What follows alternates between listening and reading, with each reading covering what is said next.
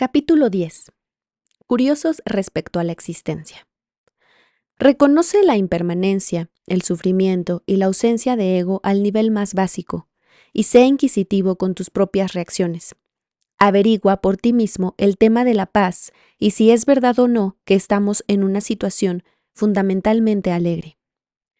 Hay tres verdades, tradicionalmente llamadas las tres marcas de nuestra existencia: impermanencia, sufrimiento y ausencia de ego. Aunque describen con precisión las cualidades más básicas de nuestra existencia, estas palabras resultan amenazadoras. Resulta fácil pensar que hay algo malo en la impermanencia, el sufrimiento y la ausencia de ego, lo que es como pensar que hay algo malo en nuestra situación fundamental. Pero no hay nada malo en las tres marcas. Podemos celebrar su existencia. Nuestra situación fundamental está caracterizada por la alegría. La impermanencia es la bondad de la realidad. Todo evoluciona constantemente como las 4 estaciones que están en continuo flujo.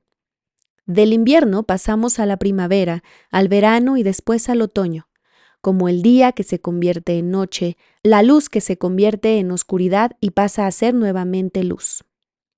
La impermanencia es la esencia de todo. Los bebés se convierten en niños, después en adolescentes, más tarde en adultos y por fin en ancianos, para acabar cayendo muertos en algún lugar del camino. La impermanencia es encontrarse y partir, es enamorarse y desenamorarse. La impermanencia es dulce y amarga, como comprarse una camisa nueva y años después verla formar parte de una colcha hecha de remiendos. La gente no siente respeto por la impermanencia, no nos deleitamos en ella, de hecho, nos desespera, nos parece dolorosa. Tratamos de resistirnos a ella haciendo cosas duraderas, eternas, decimos, cosas que no haya que lavar ni planchar. De algún modo, en el proceso de tratar de negar que las cosas cambian constantemente, perdemos el sentido de la sacralidad de la vida. Tendemos a olvidar que somos parte del esquema natural de las cosas. La impermanencia es un principio de armonía. Cuando no luchamos con ella, estamos en armonía con la realidad. Hay muchas culturas que afirman la interconexión de las cosas y celebran ceremonias para señalar las transiciones de la vida, desde el nacimiento a la muerte, así como encuentros y partidas, entrar en una batalla y perder o ganar la batalla. Nosotros también podemos reconocer y respetar y celebrar la impermanencia. Pero ¿qué pasa con el sufrimiento? ¿Por qué habríamos de celebrar el sufrimiento? ¿Nos suena un poco masoquista? Nuestro sufrimiento está muy basado en el miedo a la impermanencia.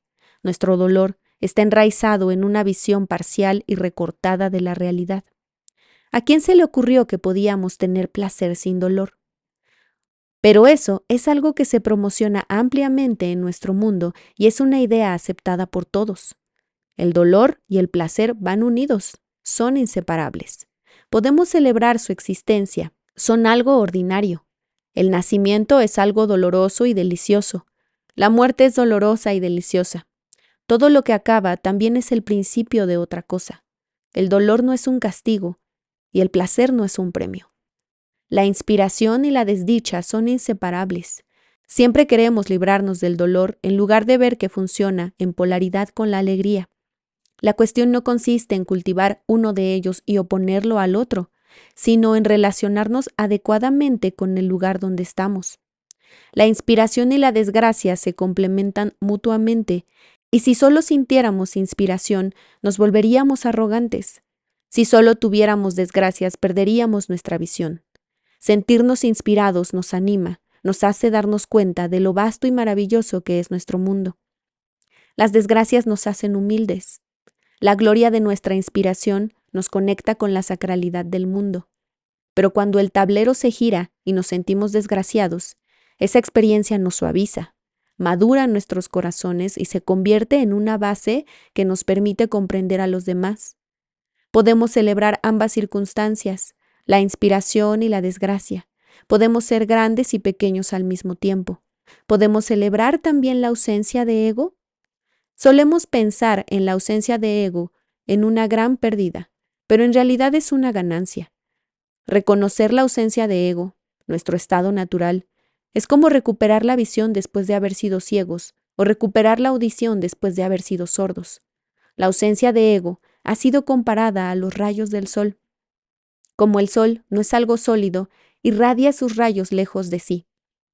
De la misma forma, el despertar irradia naturalmente cuando no estamos preocupados por nosotros mismos. Ausencia de ego es lo mismo que bondad básica o naturaleza de Buda.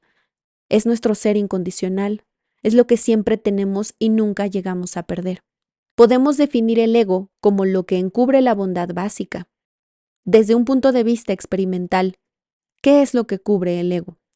Está cubriendo nuestra experiencia de estar sencillamente aquí, de estar plenamente donde estamos, de manera que podamos relacionarnos con la inmediatez de nuestra experiencia.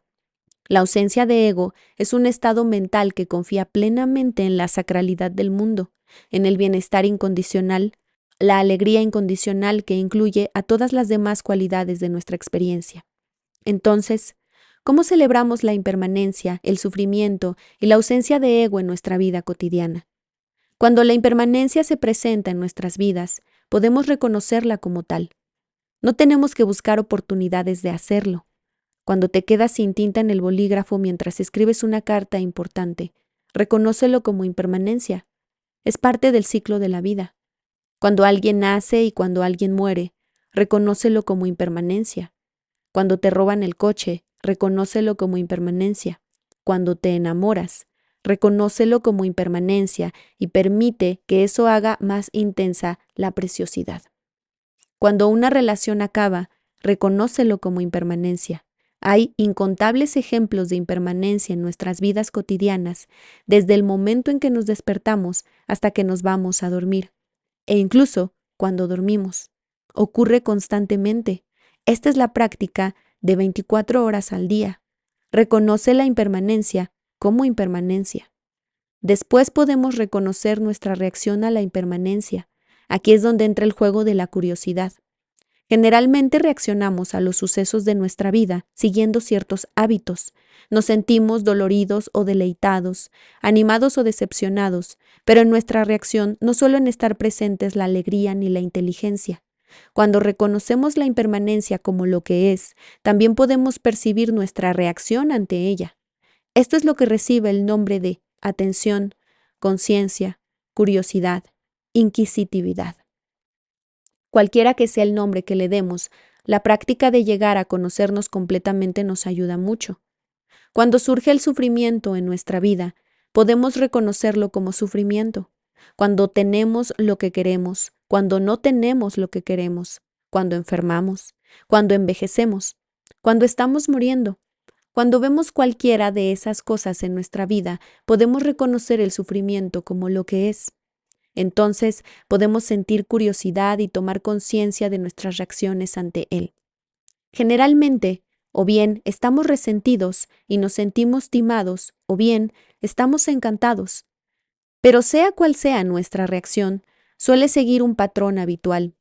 En lugar de reaccionar así, podríamos ver el siguiente impulso que surge en nosotros y cómo nos descentramos a partir de ahí. Descentrarse no es bueno ni malo, es simplemente algo que pasa como reacción al dolor y al placer de nuestra existencia.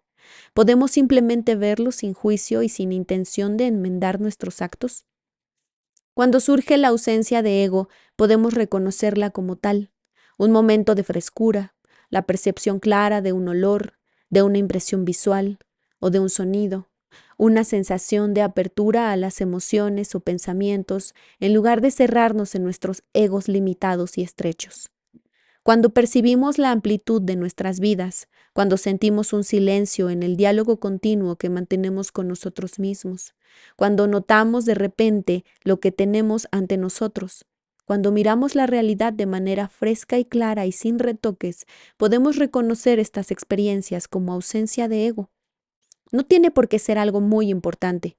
La ausencia de ego está constantemente a nuestra disposición en forma de frescura, apertura, deleite en las percepciones de nuestros sentidos. Curiosamente, también experimentamos la ausencia de ego cuando no sabemos qué está ocurriendo, cuando hemos perdido nuestro punto de referencia, cuando recibimos un impacto y nuestra mente se para. Podemos notar nuestras reacciones a estos hechos. A veces nos abrimos más, otras nos cerramos rápidamente. En cualquier caso, la ausencia de ego ocurre en nuestras vidas. Podemos reconocerla como tal, podemos percibirla, mostrar curiosidad, tomar conciencia de nuestras reacciones y de lo que ocurra a continuación. A menudo se nos enseña que la paz es la cuarta marca de nuestra existencia, pero en ese caso no nos referimos a la paz, que es el opuesto de la guerra. Es el bienestar que se produce cuando vemos los infinitos pares de opuestos como complementarios. Si hay belleza, debe haber fealdad. Si hay acierto, debe haber equivocación. La sabiduría y la ignorancia no pueden ser separadas. Esta es una antigua verdad, una verdad que los hombres y mujeres como nosotros hemos estado descubriendo durante largo tiempo. Cultivando la curiosidad momento a momento, podríamos descubrir que día a día esta paz va descendiendo sobre nosotros y empezamos a entender lo que todos los libros describen. Por tanto, no des nada por hecho ni creas todo lo que se dice. Busca cualidad vital del Dharma sin ser cínico ni inocente. Reconoce la impermanencia, el sufrimiento y la ausencia de ego al nivel más básico y sé inquisitivo con tus propias reacciones. Investiga por ti mismo el tema de la paz y si es verdad o no que la característica fundamental de nuestra situación existencial es la alegría. Si te gustó este contenido, suscríbete, así me ayudas a seguir creando.